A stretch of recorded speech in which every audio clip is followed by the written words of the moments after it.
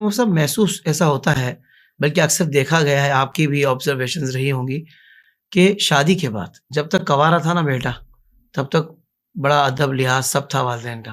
جیسی شادی اس کی کر دی، دلہن گھر آ گئی، یعنی بہو گھر آ گئی، تو اب بہو اور ساس کا ایک جو سینیریو کریٹ کیا گیا ہے ہمارے معاشرے کے اندر، جیسے کہ یہ دونوں کو آپس میں اینٹی ہونے چاہیے، ان دونوں کا انداز ایسا ہونا چاہیے، حالانکہ ایسا بالکل بھی نہیں ہے.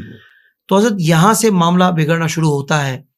السلام علیکم. اس معاشرے میں ساس اور بہو کے جھگڑے زیادہ بڑھ گئے ہیں، اور اسی بارے میں آج کی ویڈیو میں ہم بات کرنے والے ہیں کہ ان دونوں جھگڑوں میں، ساس اور بہو کے جھگڑے میں بیٹا کیا کرے، کس کا ساتھ دے، قرآن کیا کہتا ہے. مفتی سلمان اظہری ہمیں اس بارے میں ہی بتانے والے ہیں کہ بیٹے کو کیا کرنا چاہیے. آئیے مل کر ویڈیو کو دیکھتے ہیں. تو حضرت یہاں سے معاملہ بگڑنا شروع ہوتا ہے، اور پھر ایک وقت ایسا آتا ہے کبھی اس بیٹے کو والدہ کی غلطیاں لگ رہی ہوتی ہیں، کبھی بیگم کی لگ رہی ہوتی ہیں، کبھی کبھی زیادہ والدہ کی لگ رہی ہوتی ہیں، کیونکہ وہ تو زلفوں کا اسیر ہو چکا ہوتا ہے بعض اوقات. تو حضرت یہ ارشاد فرمائے کہ یہ اب اس کو کیسے بیلنس رکھا جائے. بلکہ یہ لفظ بیلنس بھی مجھے بہت عجیب لگ رہا ہے، بالکل، کیونکہ ماں کا حقوق، ماں کے حق، اس کے والدین کے برابر حقوق، تو سب کوئی اس کی نہیں. بیلنس والی بات بھی عجیب ہے. لیکن جو اسلام نے ہمیں بیلنس بتایا ہے، جو قرآن نے بتایا، میں چاہوں گا اس کی ذرا تعلیمات ارشاد فرمائیں. کہاں ہم ماں کو کہاں بیوی سے کمپیئر کریں. بیلنس کی بات آپ نے کہی، بالکل جی میں بھی اس کا قائل نہیں ہوں. بہت اچھا. جبکہ حضور صلی اللہ علیہ وسلم کی بارگاہ میں باپ کے بارے میں سوال کیا گیا تھا. جی باپ خود ایک بڑی منزلت والا ہے، لیکن 3 مرتبہ حضور صلی اللہ علیہ وسلم نے ماں کا درجہ بتایا، پھر آگے جا کر باپ کا. ایسے ہی تب جب وہاں کمپیریزن میں نہیں ہے تو کہاں ہماری لائف بھی عورت کو اس کے ساتھ میں نہیں ہے. صحیح تو بات. خیر، اب آپ نے جو سوال کیا یہ تقریباً گھروں کا ماحول ہے. پہلے اس کو میں انسانی فطرت سے بات کرتا ہوں. ماں کا جو دل ہے وہ اپنے بچے کے لیے وہ ایسی ہی ہے کہ کوئی بھی عورت ہو، ماں ہی نہیں، کوئی بھی عورت اپنے محبوب کو وہ کسی کے ساتھ شیئر نہیں کرتی. کیا بات. یہ عورت کی فطرت ہے. صحیح. تو ماں ہے.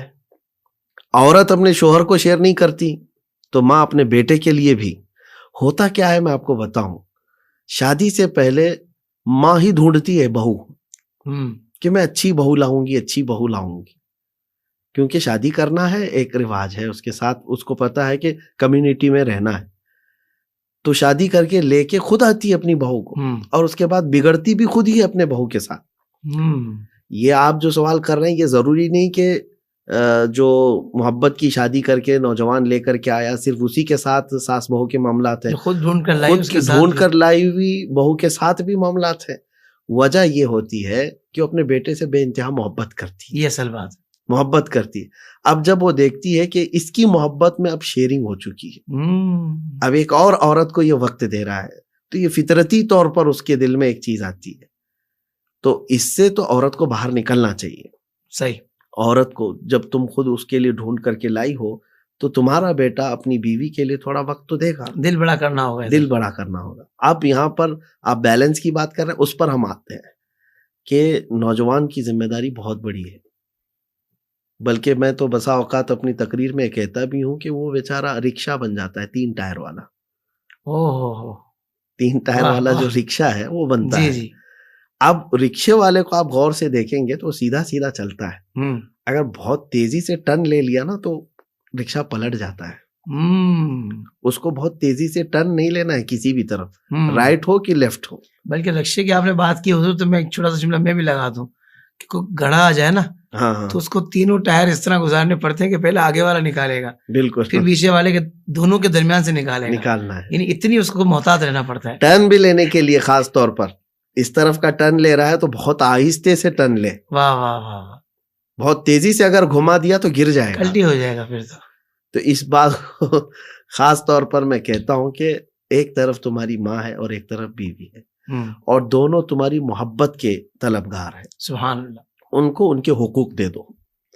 ماں کے ساتھ وقت گزارنے میں بھی کوئی کمی نہ آئے، اور بیوی کے حقوق میں ادائیگی میں بھی کوئی کمی نہ آئے. صحیح. تو یہ اگر وہ مینٹین کر لیتا ہے تو یہ سارا کلیش ختم ہو جاتا ہے. چند دنوں کی بات ہے. اب ان نوجوانوں کو جو یہ لگتا ہے کہ ماں بار بار جھک جھک کرتی ہے، کٹ کٹ کرتی ہے، میری بیوی کو برداشت نہیں کر پاتی، اس نوجوان سے میں کہتا ہوں میرے عزیز، تھوڑے دنوں کی بات ہے، تھوڑے دنوں کی بات ہے. یوں ہی ان کا بڑھاپا آ چکا ہے، ہائے ان کو سکون کی سانسیں چاہیے۔ اگر وہ کسی کو بول کر کے دل ہلکا کر سکتی ہیں تو تمہارے بجائے کس کو بولیں گی؟ کیا بات ہے مفتی صاحب، واہ واہ واہ واہ۔ کیا تم اپنے آپ کو اتنا بھی لائق نہیں سمجھتے کہ میری ماں کے لیے کوئی سخت جملہ سہنے کے قابل اس کی اولاد نہیں تو اور کون ہو سکتا ہے؟ ہائے ہائے ہائے۔ خوشی سے تسلیم کر لو۔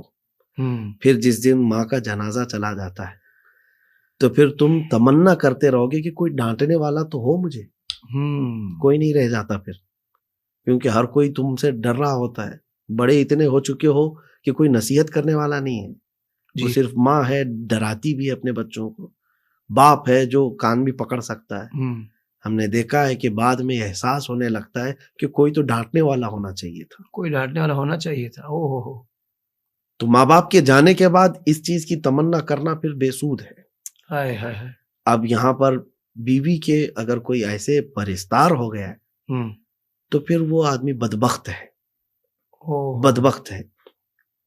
یہاں پر بہت سارے لوگ کیا کہتے ہیں کہ اس کو ایسے اینگل سے بیان کرتے ہیں جیسے کہ بیوی کو دیکھنا ہی نہیں ہے، صرف ماں کو دیکھنا ہے۔ ایسا بھی نہیں ہے، ہوں، بلکہ دونوں کے حقوق جو اسلام نے دیے وہ پورے ادا کرو۔ سبحان اللہ سبحان اللہ۔ اتنی بات کا خیال رکھو کہ تمہاری ماں کے دل پر کوئی بات ایسی نہ گزرے کہ اس کو ٹھیس پہنچ جائے۔ بہت پیاری بات، یہ چیز ملتی ہے زمانے نبوی میں۔ ماشاء اللہ۔ ایک شخص آیا حضور صلی اللہ علیہ وسلم کی بارگاہ میں، کہا کہ فلاں بندہ ہے جو آپ کے پیچھے نماز پڑھتا ہے، لیکن وہ بستر مرگ پر آ چکا ہے، یعنی انتقال کا وقت قریب ہے، اور اس سے کہا جا رہا ہے لا الہ الا اللہ، تو وہ کہہ نہیں پا رہا ہے۔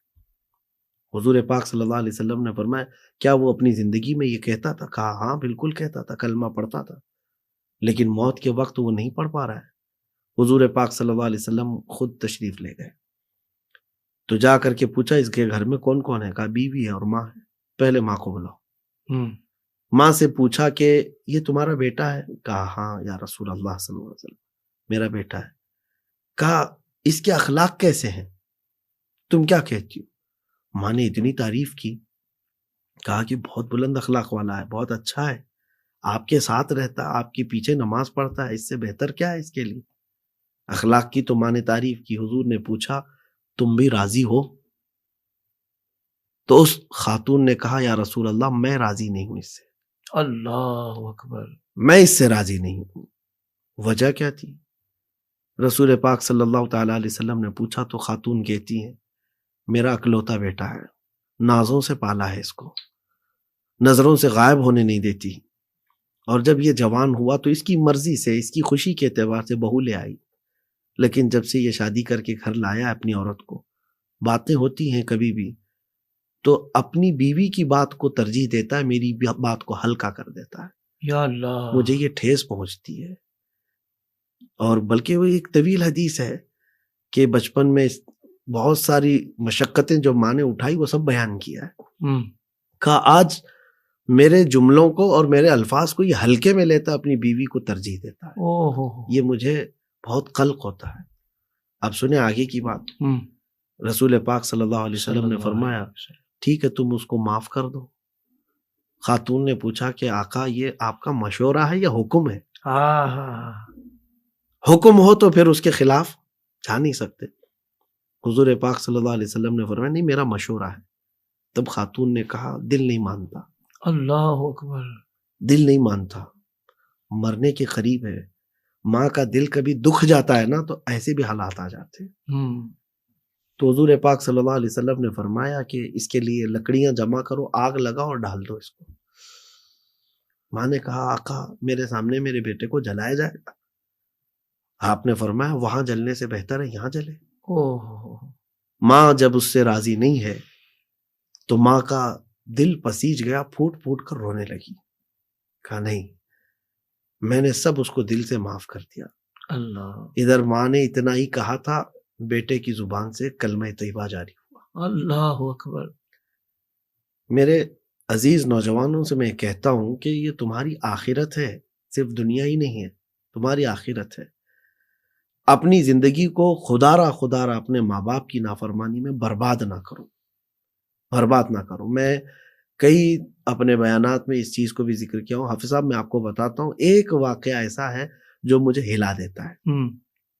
میرے ساتھ جو پیش آیا تھا، ایک بیوہ خاتون ہے وہ جو گھروں کے کام کرتی تھی. صحیح. ایک ہی بیٹا تھا، اوباش ہو گیا تھا، بدماش ہو گیا تھا. جوانی تھی، ابھی 16-17 سال کا رہا ہوگا. اس خاتون نے آ کر میرے سامنے مجھ سے شکایت کی تھی کہ اس کا باپ بہت چھوٹی عمر میں انتقال کر گیا ہے، بہت مشکل سے اس کو میں نے پالا ہے. پڑھانا چاہتی تھی، پڑھا بھی لی، لیکن اب ایسا ہو گیا کہ رات بھر اوباشوں کی صحبت میں برباد ہو گیا. میرا دل دکھتا ہے اور میں بیمار ہو چکی ہوں صرف بیٹے کے غم میں. اور زندگی آدھی نکال دی لوگوں کے برتن مانج کر کے، گھروں کے کپڑے دھو کر کے. مجھے یہ بات بہت لگی تھی، تو میں نے سوچا کہ اس کے بیٹے کو بلاؤں. بیٹے کو میں نے بلا کر کے کئی دن تک ساتھ بھی رکھا تھا اور نصیحت کیا تھا. دیکھیے ہمارا کام ہے لوگوں تک پہنچنا، اور باقی ان کے دلوں کو پگھلا دینا یہ رب تعالیٰ کی شان ہے. وہ نوجوان بچہ آج بھی موجود ہے، وہ موجود ہے، اور کئی مرتبہ میں نے اس کا یہ ذکر کیا ہے. وہ رویا میرے سامنے اور کہا میری ماں بیوہ ہے اور بہت کچھ دکھ دیکھے ہیں اس نے. صحیح ہے، میں بگڑ گیا تھا، میں توبہ کرتا ہوں، میں جا رہا ہوں کام پر. ہمارے علاقے کا بڑا شہر ہے، وہاں پر کام پر گیا، جاب لگ گئی تھی اور بڑے چاہ کے ساتھ اس نے کام کیا. مہینہ بھر ہوا، پہلی سیلری آئی. پہلی سیلری لے کر کے وہ گھر آیا کہ ماں کو سب سے پہلے دوں گا. کہ اولاد کے سے ماں چاہتی کیا ہے کہ اس کے ہاتھوں کی کمائی کا ایک لقمہ کھا لوں. اور جب وہ پہنچا تو گھر پہنچا تو دیکھا اس کے گھر کے اطراف بھیڑ جمع ہے. لوگوں سے پوچھا تو پتا چلا رات کو اس کی ماں کا انتقال ہو چکا ہے. وہ جو اس کی تنخواہ تھی ماں کے قدموں میں رکھ دیا اور اسی طرح سے اس کا جنازہ اٹھایا گیا. وہ نوجوان تڑپتا ہے آج کہ زندگی بھر میں اپنی ماں کو اپنے کمائے ہوئے ہاتھوں سے ایک لقمہ نہیں کھلا سکا، اور وہ میری ماں لوگوں کے برتن مانج کر کے کپڑے دھو کر کے مجھے کھلاتی رہی. کسی اور کی زندگی میں یہ معاملہ نہ آئے. اس نے مجھے کہا تھا کہ آپ تقریریں کرتے ہیں، بہت نوجوان سنتے ہیں، یہ بات ان کو پہنچائیں کہ میری زندگی اب ایسی ہو چکی ہے کہ مرنا چاہوں تو موت نہیں.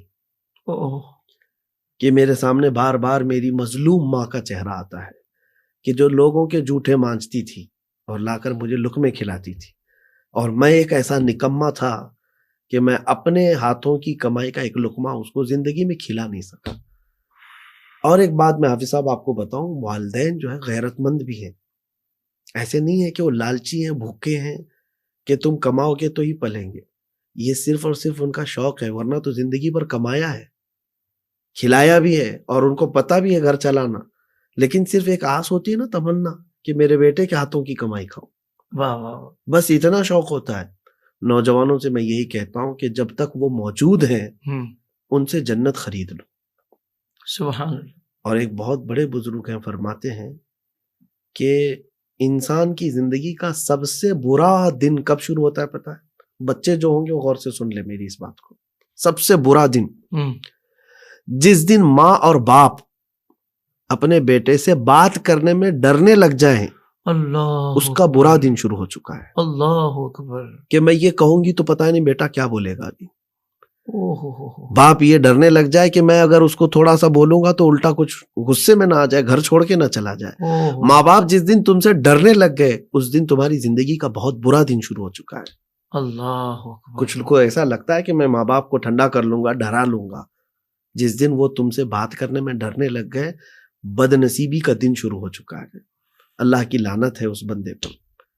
رب تبارک و تعالی ہم کو عقوق الوالدین جیسے یعنی سخت گناہ کبیرہ سے ہمیشہ محفوظ رکھے.